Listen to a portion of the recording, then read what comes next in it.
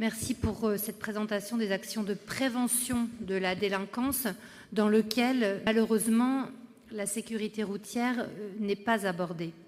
À Lille, cette violence routière a deux visages.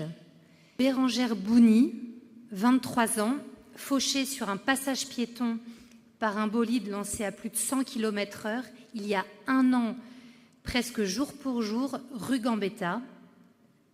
Un lendemain de conseil municipal, et je m'en souviens comme vous peut-être, comme si c'était hier. Celui également de Mathis Pollard, fauché le 1er novembre par un chauffard en fuite boulevard de la Liberté. Et je veux redire ici, au nom de l'ensemble du conseil municipal, si vous me le permettez, tout notre soutien à leurs familles, à leurs amis. À Paris, la loi doit évoluer. Depuis décembre, un très grand excès de vitesse est enfin un délit pénal. Et au Sénat, une proposition de loi qui vise à encadrer l'utilisation de véhicules surpuissants par des jeunes conducteurs inexpérimentés a été déposée, si je ne m'abuse, il y a un an, mais pas encore inscrite à l'ordre du jour. Concernant le protoxyde d'azote, plusieurs textes en préparation pour verbaliser plus fort, comme l'alcool ou le cannabis, et interdire enfin toute vente aux particuliers.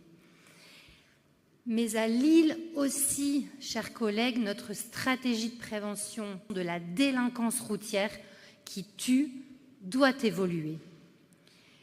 Nous voulons 3 choses et nous l'avons déjà dit, mais comme ça a été dit ce soir, c'est le dernier conseil du mandat et il nous paraissait essentiel de le redire une dernière fois. 1.